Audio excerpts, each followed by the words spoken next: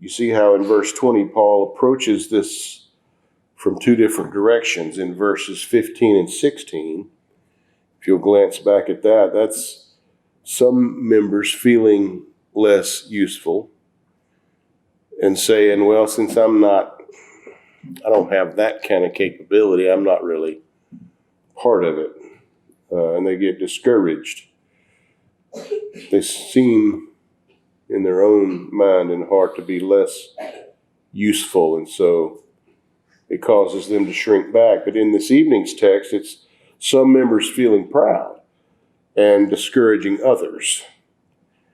And so Paul uses this analogy of the one body with many members to show that both of these are wrong. If you're one of the less seemly members, as it's called here, in other words, just not thought of, not out front, not seen and maybe celebrated as much.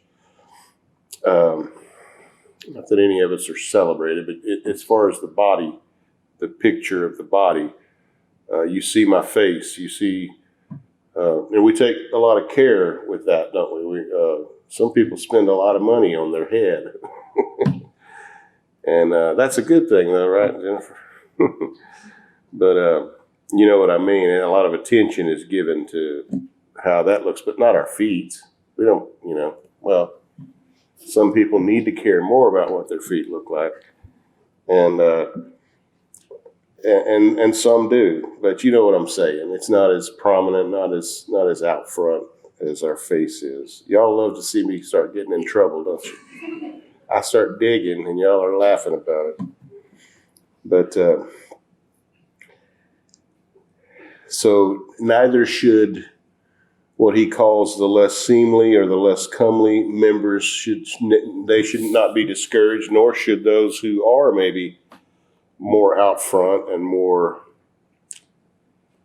appealed to maybe at times and more prominent.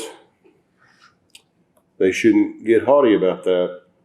The Lord uses different people in different ways deliberately, and it's according to His will and design, and He's perfect in that. And as we saw in the reading here, those members which seem to be, that word seem is a key word, because being physically and outward and visible in a physical sense is a whole different thing than being useful and prominent and important in a spiritual sense. It's not the same thing. The ones which are despised here, he says, are very especially important, not just as important, but more honor is bestowed upon them. As we said, the head, he mentions the head, that's what people see. And as we are aware of that, we spend time presenting ourselves, but our feet are hidden most of the time. That's how it is spiritually with a lot of church members. They're not as often out front or prominent. But who wants to do without their feet? Wouldn't want to do without them. And so it is with members of the body. They may be reserved. They may think little of themselves. They may be very unassuming, but they're irreplaceable. And that's what Paul is saying here simply, that God placed you in the church with a purpose. There are a lot of different personalities. There are a lot of different gifts, but each member is part of the body, and each part of the body is necessary. And sometimes the ones that are less seen are more necessary. Now look at verse 22. He says, nay, much more, those members of the body which seem to be more feeble are necessary. That word means indispensable. What one cannot do without. And again, notice the word seem here. They seem physically, outwardly feeble. But physically feeble and spiritually feeble are two different things. It just seems that they're feeble, because what matters in the church is the spiritual. All of our other distinctions are meaningless. There's no Greek nor Jew. There's no male nor female. There's no bond nor free in Christ. Now, somebody may be such before God that their prayers avail much. You think that's true of some people more than others? That the Lord said, effectual fervent prayer of a righteous man availeth much. And there may be someone like that whose prayers avail much, but we wouldn't even know that. And yet, that would be a very valuable thing in the church. The church, the true church of the Lord, doesn't thrive on the things that this world's religion thrives on. Financial pledges, you get up and, hold up a piece of paper and you pledge to give this much per month, and everybody's showing off and trying to outdo everybody else. I've seen that one or two times, and it's disgusting. Fake forced revivals. Revival is a scriptural word, but how can somebody just say, we're going to have a revival? Did you check with God before you scheduled that? Because he may not show up, especially with that kind of attitude. We're going to have a revival. Really? Hope that goes well for you. It doesn't thrive on promotional events and outreach programs, not the true church of God. It thrives on prayer. It thrives on heart commitment, not verbal, showy commitment. And it thrives on what the next chapter talks about. Chapter 13 of 1 Corinthians. All things that God works in us. Let's pray for revival and not announce it. Like we're gonna do something. Let's desire it. Let's seek it. I'm going to use this word a lot tonight. Let's care. That word is in our text, and I pray that it'll describe us. You don't need to be able to work a room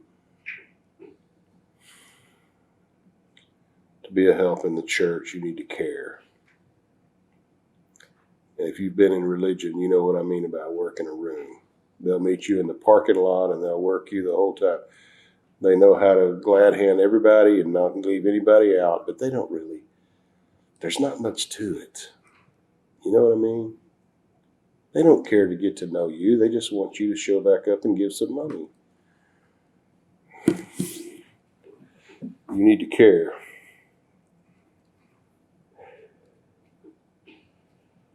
Verse 24, for our comely parts have no need. God has already, they are what they are, and it's not diminishing them. Wouldn't want to live without my feet, but I wouldn't want to live without my head either. And not everybody can be an eye. Not everybody can be a hand. Our comely parts have no need, but God hath tempered the body together, having given more abundant honor to that part which lacked. Very simple teaching here, and a very simple analogy. We see that in the body. Parts that don't shine, and yet in a way they do.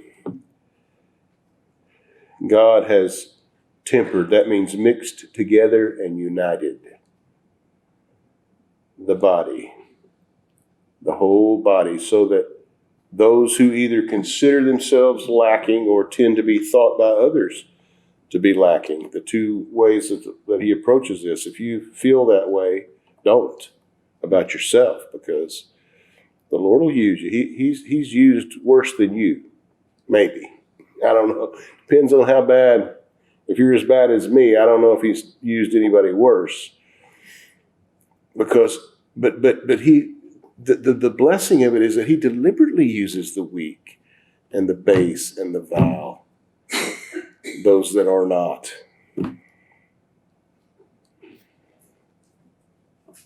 that the glory may be of him, but the blessing is to those weak ones, those base ones, and everybody that benefits from God using them. But you know what I'm saying. We see in the scriptures how that he shows to be those whom he has used very greatly. He shows them to be sinners just like we are.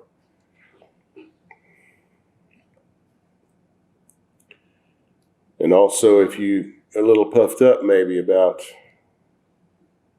God using you, that's a mistake. Don't despise others that may seem to be less important. It'd be a huge mistake to take for granted or neglect those who are less prominently perceived. They seem to be less, but not necessarily. Verse 25, that there should be no schism, no division in the body, no division, no tear, no split, no division. But notice, but that the members should have the same care. That we should care about one another. The same care, the same love, the same concern. That word means anxiety.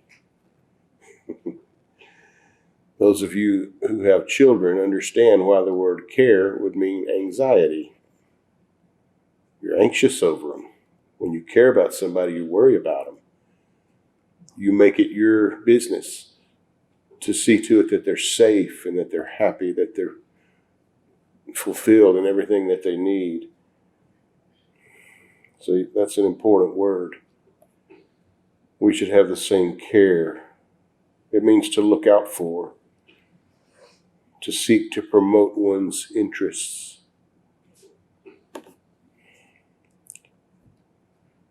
So God did what he did for that purpose, right? That there should be no division and that everybody should care for one another. Verse 26, and whether one member suffer, all the members suffer with it. Well, that's the sure sign of it being real, isn't it? Or one member be honored, all the members rejoice with it. That's verse 25 defined. That's caring.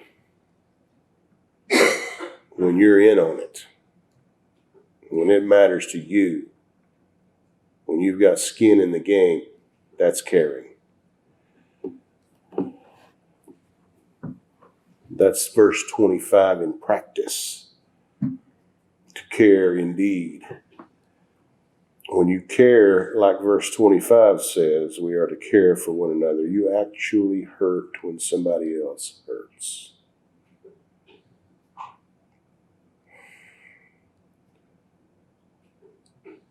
Any who have children, again, know what that is. The Lord uses children. And even in this very context, we've seen how that a mother and a father are used to define the terms of this love and the relationship between the pastor and the members and vice versa, and all of the members for one another. And you rejoice with them.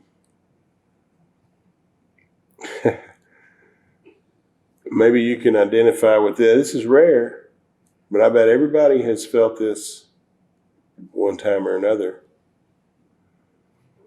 When you would actually rather see somebody else succeed or be blessed than for you yourself to be blessed. You're in on it now. You're connected in a rare way. It's a gift of the Lord. God has done something wonderful when it's like that. And that's what we need. We need God to do something for us. God's done something priceless when what happens to you matters that much to me.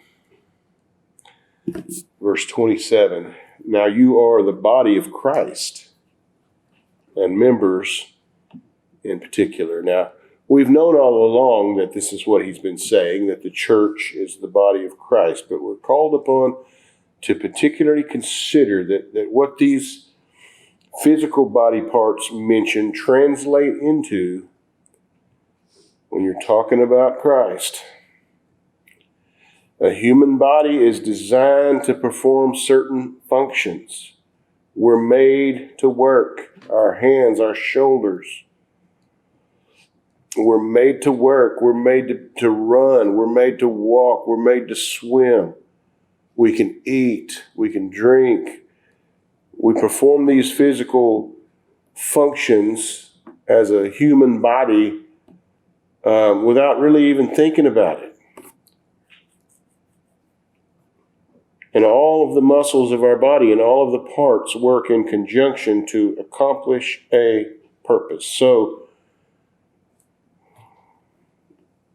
it's that way also with the body of Christ. It's designed, marvelously designed to accomplish a purpose.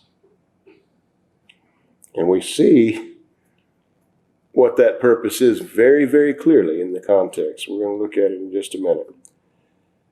But as the body, parts of it perform different functions. The hand is able to take hold of, the eye is able to see and perceive and predict based on what it sees. And all of the intricacies of that. That's true also in the body of Christ. And notice the word particular. Members in particular. It's not random. It looks that way, doesn't it? You say, well, are we sure that we have the right amount of this and not too much of that and not too little of this thing in the church? That's God's business. What we need to worry about is what is God giving us to do right now? And I say right now because it's easy to start thinking about what if and someday and this and that. Or look to the past and worry about that. None of that matters. None of that matters.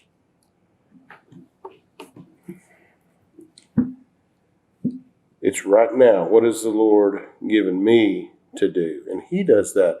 Well, what if somebody leaves? Well, then they're not part of this body anymore. And the Lord does what he does. What if somebody's added? Well, they're part of this body now. Not because they're on a paper list, but because they're one of us. They're here. They're defined here as being one who cares, who participates, who's in fellowship with us, and worships with us. And so we see this now. This word particular has to do with being assigned a particular role, a certain role. Like he said, are all apostles or teachers? No, that's not your particular role. That's not your certain position in the body. So look at verse 28 with all of that in mind now. And God hath set some in the church, first apostles. Those got their marching orders directly from the Son of God. They're mentioned first here, not just on a list, but in I guess you'd say authority. They had authority that others didn't. They had gifts that most didn't. Nobody did. Secondarily, prophets. Thirdly, teachers. Some say that prophets still, like in the Old Testament, had some ability to foretell things, that it wasn't just being a preacher, but they did that, and it was all connected to the Word of God. Everything that the prophets foretold of was what? Christ. So it's not just some weird, thing like the world seems to delight in, where you can just foretell events that are going to take place. No, it all had to do with Christ, just like it did in the Old Testament. But some say that was what they were, but others say that was just the preachers, and teachers were just kind of under the preachers. But most, I think, consider the prophets to have had some ability to foretell things, but that teachers is the word that includes preachers and evangelists and those that primarily preach the gospel, like Paul said. The Lord didn't send me to baptize; He sent me to preach. But and then after that, key words. Don't miss the words. After that, miracles. Then gifts and healings, helps, governments, diversities of tongues. Notice that the first three are all, by definition, those who minister the Word of God. So what's this body designed to do? What are the members in particular? Why do they fit together the way they do? The gospel. This is God's lighthouse in this place. Many have come and heard the gospel. Many hear the gospel recorded from here. I could tell you stories. It'd take time, but the gospel goes forth from here. And that's all of His churches. That's all of His church as a whole. That's our purpose. That's our commission. We're designed to go and preach. Teaching all things whatsoever I've commanded you. If somebody believes you, I'll save them. That's what the Lord sent us to do now. That's what we're designed to do.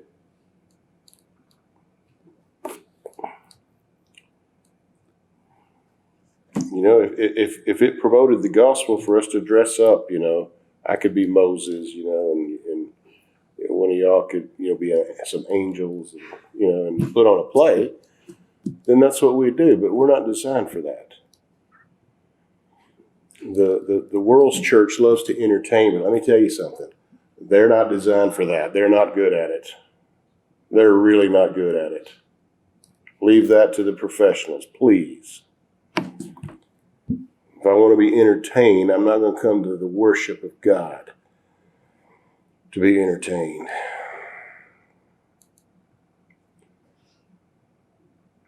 But that's the business that God is in and that He's commissioned us into. That's the purpose that His body is designed for. To tell the truth, to shine as a light. Not hidden under a bushel, but shine. Put on a candlestick so that the whole room is lit. And everybody can see by that light. That's what it is. And notice when we get beyond that, beyond the different roles of different preachers of the word, it says after that. After that. Now, we talked about a couple of weeks ago about miracles and healings, and we see why the Lord gave those gifts to the church. What a wonderful, wonderful thing. What could God do that would convince us more that He's with us and blessing us than if He gave us the capability of healing? That's God. That's God. Not putting on some kind of show and using trickery, but true miracles. But we're told plainly now, what does that got to do with the gospel? Mark 16:19. So then, after the Lord had spoken to them, He was received up into heaven and sat on the right hand of God. And they went forth and preached everywhere, the Lord working with them and confirming the word with signs following. Even that had to do with the gospel. It's the gospel. What everybody needs is to hear the gospel. What we're designed to do is to set forth the gospel. Still all about the word, even the healings and miracles. The gospel is how God is pleased to save sinners. And that's what he's doing here in this world. He saves them by grace through faith in Christ as the gospel is preached. The body of Christ is designed to perform that function. We talked about helps a little bit before. Everybody can be a help. And this is still mentioned before speaking in tongues. Isn't that interesting that the one thing that religion, there's a whole religion that's pretty much based on being able to speak in tongues, and everybody knows that's what they're all about. They're trying to convince everybody in their so-called churches to acquire that gift. Well, even then, not everybody had that. It would have been foolish to try to do that. The Lord either gifted you or he didn't then. What are they doing now? Well, I'll tell you what they're doing. They're majoring on the minors, and they've missed the majors altogether. Majoring on the minors, that which was the least gift. It was a gift that was used at Pentecost very mightily, and I'm sure at times after when someone couldn't understand the apostles and disciples in their language, in the language they were speaking, God made it so that either they were able to speak in the language. It says in Acts 2, I believe, that everybody heard in their own language. So I don't know exactly what the Lord did there, but the purpose of it was clear, and it became less and less prominent as time went on. Paul said, whether they be tongues, they shall cease. They have. They have. But you know why they major on that? Because it's easy to fake. Actually healing somebody, it's not that easy to fake, although they'll set that up. They'll find people that'll cooperate with them to make it look like that. That's a lot harder to do. A lot harder to do. You see, people start asking questions like, why don't you go down to the hospital instead of putting on a magic show up here in the church? But speaking in tongues, that's so easy to fake. And it's creepy. It's disgusting. But you see why they do that. There's a tension. There's glory in that for them. I've got an inside scoop here on heaven. And maybe you don't. So verse 29 here, it goes right with verse 28, doesn't it? It's talking about sort of the order of importance of these various gifts. You know, really all of them having to do with the gospel. The miracles and the healing had to do with the gospel. Speaking in tongues was so people could hear the gospel in their language. Gospel, all of it, every bit of it. You see what the body was designed to do? The spiritual body of Christ. And so he's asking here, are all apostles? No, of course not. These are rhetorical questions to make a very clear point. Not everybody can do that. Not everybody has gifts had gifts of healing and all that then. It was clearly from the conversations recorded in the scriptures, it was the apostles were able to confer those gifts on people. But when they did that, the people that got the gifts of the Spirit were not able to confer them. They just had them. And so now all of those people are gone, and we don't have that. Are you an apostle? Let's read verse 29 and 30 this way. Are you an apostle? Are you a prophet? Teachers, there are teachers now, but not very many. right? Not very many. If you look at everybody that's proposing and presuming to teach the scriptures, as opposed to how many really are, there's not many. Anybody here work any miracles? Or have the gift of healing? Can you speak with tongues? Can you interpret what somebody's saying in a language that you can't understand?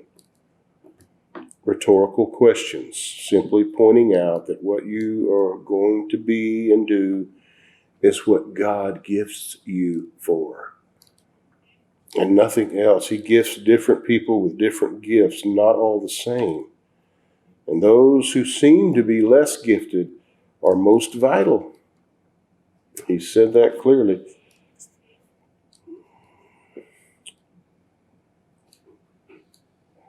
So none of us can do any of that, but can you be a help? That just means support. So you see why we focus on that one particularly. To be a help. Oh. As we've seen before, and I just love that it's this way, and so I have to say it again. When celebrated good works in the scriptures have been mentioned, they're always simple things. And I just love that. The woman in Matthew 26, she wasn't even part of the conversation at first. They didn't even want her there, except for the Lord. She was a sinner woman, but she had something of value, and she loved the Lord Jesus Christ. That's it. She was thankful for forgiveness of sin, and so she loved the Savior. And she wanted to glorify him, so she kissed his feet and she wept at his feet, and she broke that alabaster box of ointment and anointed him.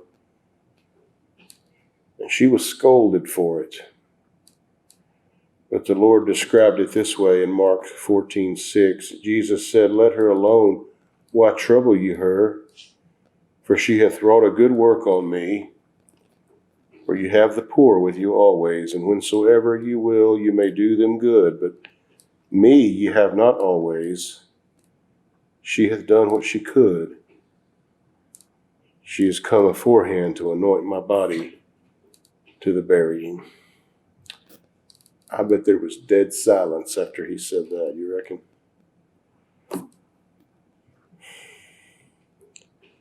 The Lord said, "I was sick and you visited me. I was hungry and you gave me something to eat." Simple things. Tabitha made coats for her friends in Acts 9. Nobody's an apostle now.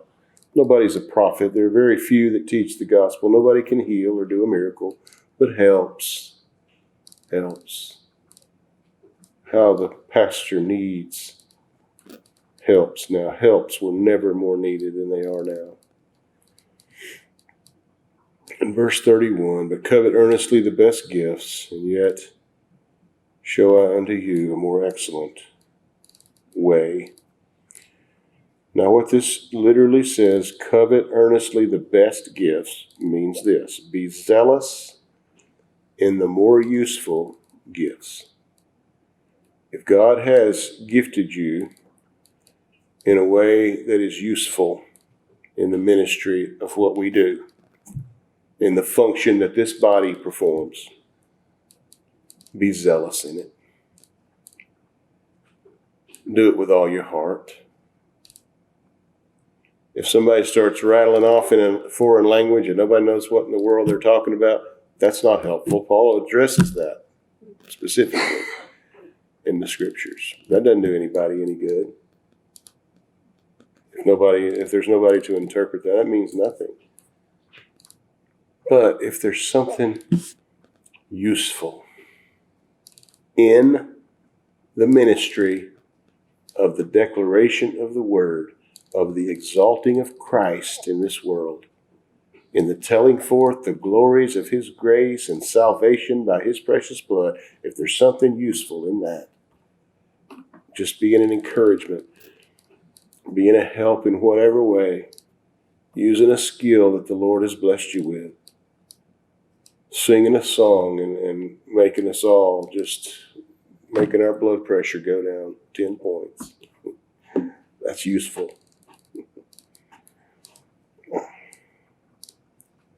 So many, many things.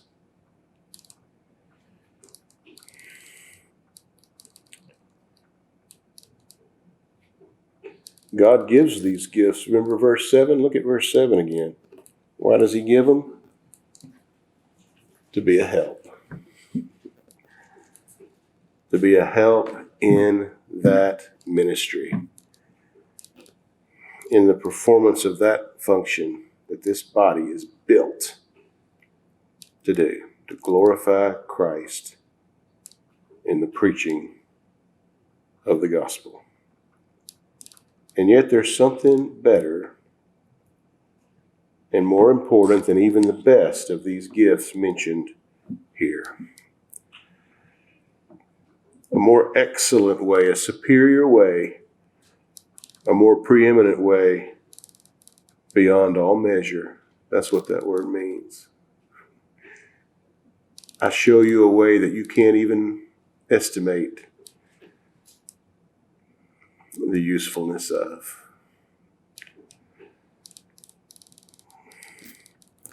So if anybody wants to be a help, wants to be useful and a blessing in God's church, and I hope you do, I hope every one of you do, I hope I do, that's a huge priority with us, to be a help. You don't need exceptional skill. The Lord may give you, He may have blessed you with a skill that you can be useful with. You don't have to be uniquely inventive or talented, although we are. So many of you are. I'd say the Lord has blessed us. I don't know how else to say it. But whatever that is, here's how to really, beyond measure, be useful in God's church. Just care. Just care. Care. Let it matter to you. Because here's the thing now, whatever you do or don't do, if it's done or not done out of love, it's excellent. May God show us the more excellent way. Let's pray.